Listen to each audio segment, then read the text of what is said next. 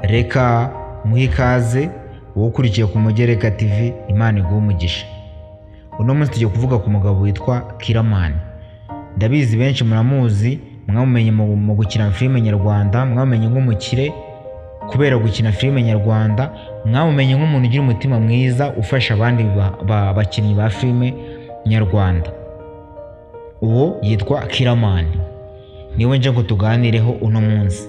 Ndabizi benshi bamufite ibibazo mwibaza ati se Kiramani yakize ute? Amafaranga afite ayakura he? Yayagezeho ute? Ko twamubonye kera atangira gukina akina na ba Nyakso, yarahawe akazi na Nyakso, ubu tukaba tubona Kiramani ashobora kuba arusha amafaranga Nyakso. Byose byavuye hehe? Ibyo nibyo nje ngo tuganire. Gusa mbere yuko tubyinjiramo, ndagusaba gukora subscribe, ugatera comment, ukatubwira ukuntu ikiganiro wacyumvishe, ndetse ukanayisharinga, ugakanda ukazogera kugira ngo ujye uhita ubona notification za buri ganiro dukora umunsi ku munsi. Uyu Kiramani ni umugabo wubatse, ufite umugore n'umwana. Umugore wewe muramuzi yitwa Shemsa, bose bakaba ari aba Islam, bakaba bose baravukiye cyangwa se barakuriye ahantu bita i Nyamirambo, abenshi murahazi. Uyu Kiramani mu kiganiro yagiranye n'abanyamakuru yavuze ko yatangiye i Nyamirambo acuruza ikarito.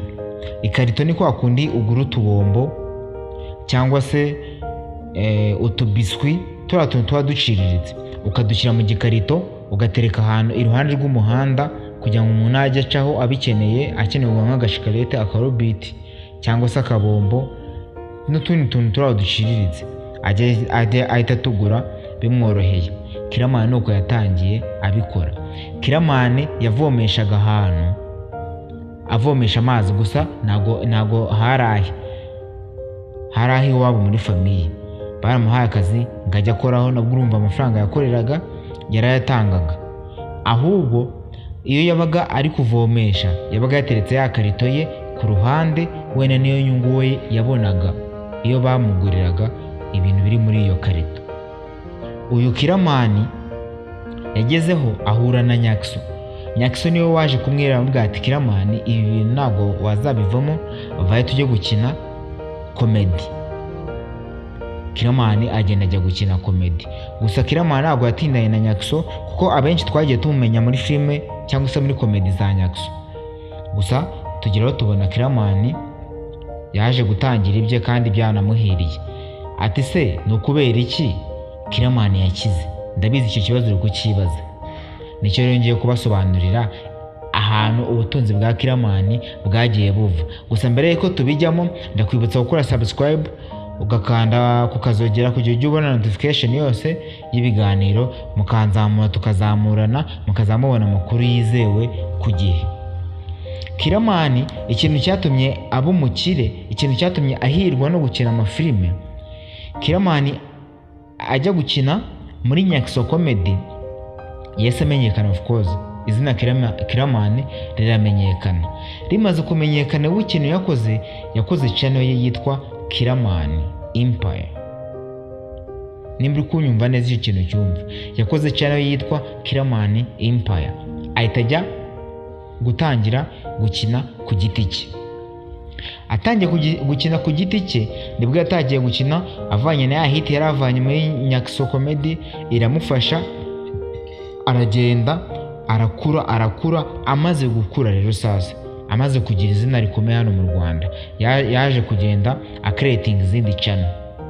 Ndabizi nimba mujya mukurikirana amafilime ze, mubona zica ku macano atandukanye agera nko muri 3 kuzamura. Ayo macano yose ni aya Kiramani, kandi iyo urebye ubona ayo macano yose afite abasubscribers benshi guhera ku 100 kuzamura, kandi usanga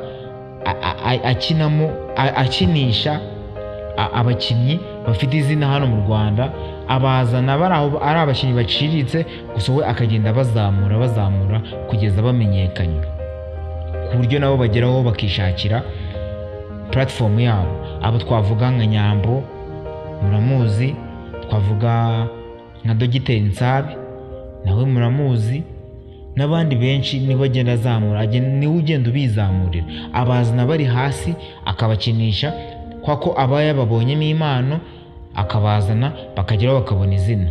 Ikindi kintu nicyo cyatumye Kiramani agira izina rikomeye mu Rwanda, aho usanga abantu bakina filime nyarwanda binyuze ku ma social media nka YouTube, usanga bagenda bashimira Kiramani. Impamvu bamushimira, abazana bari kuri 0 bakageraho bakagera ku 100. Umva kino kintu, abazana bari kuri 0 bakageraho bakagera ku 100. Nicyo kintu bashimira Kiramani, ko abazana bari hasi nta muntu bazi bageraho bakamenyekana. Ni ukubera iki? Kiramani areba abantu bafite impano gusa badafite izina, akaba ari bazana akabakoresha, banyuze bakamenyekana, ndetse ku buryo nabo bageraho bagashaka platform zabo. Niryo banga Kiramani yakoresheje kurusha bari abanyakso, kurusha n'abandi bagenda bakina filime nyarwanda. Iyo ubona abantu bakina filime nyarwanda abandi bo bakinisha abakinnyi basanzwe bakinana guhera kera kugeza ubu, gusa Kiramani we agenda azanamo abandi. Uko azanamo abandi niko azanamo impano nshyashya, ndetse nazo zigenda zitera imbere zimenyekana, zikamubyarira agatubutse, nabo akagenda aha akazi n'abandi. Nuko Kiramani yabigenje, kandi iyo urebye ubona ko ari ibintu byaje kumuhira. Mwinshi abandi nabo bagenda bibaza ati se Kiramani yahuye gute n'umugore we Shemsa? Umugore we Shemsa yari atuye hehe? I Nyamirambo, ari naho banahuriye.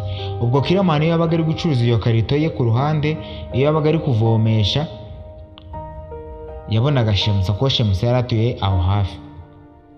Bageraho baramenyerana, barakundana. Kiramani ajya gukina filime bagikundana, agera buno butunzi bagikundana. Ni nabyo byabafashije. Iyo urebye ubona ko ari abantu bakundana kandi banizerana kandi banaziranye. Impamvu biba bigaragara gutyo, byahuriranye n'uko Shemsa ari umuntu witonda kandi mwiza, na Kiramani bikaba bimeze gutyo, kandi bakaba banamenanye igihe, banaziranye, banakundana bya nyabyo. Bikaba ibyo byabafashije kuza kubaka urugo rugakomera, rukaba rwiza.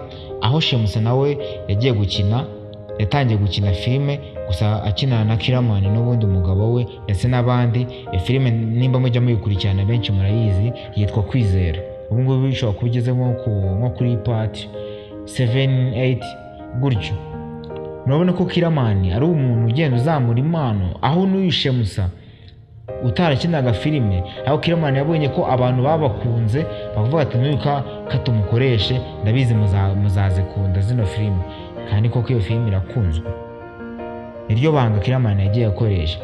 Gusa amakuru nk'aya ngaya y'abandi basitari benshi, y'abandi ya showbiz muri rusange, y'imyidagaduro muri rusange muri no Rwanda, ndetse no hanze y'ibiyaga, muzamugenda muyabonera kuri no channel yacu yitwa Kumugereka TV. Icyo usabwa ni ukora subscribe, ugatera comment, ukatubwira ukuntu ikiganiro ucyumvishe, ukatubwira ikiburamo tukagikosora, kandi ukanatubwira ibyo wifuza ko tuzaganiraho muri video y'ubutaha, tukazabibagezaho. Kandi turabibutsa gukora subscribe, mugakora share, tukazamurana muri rusange, nibwo muzamubona n'amakuru yacu kandi menshi. Ciao ciao.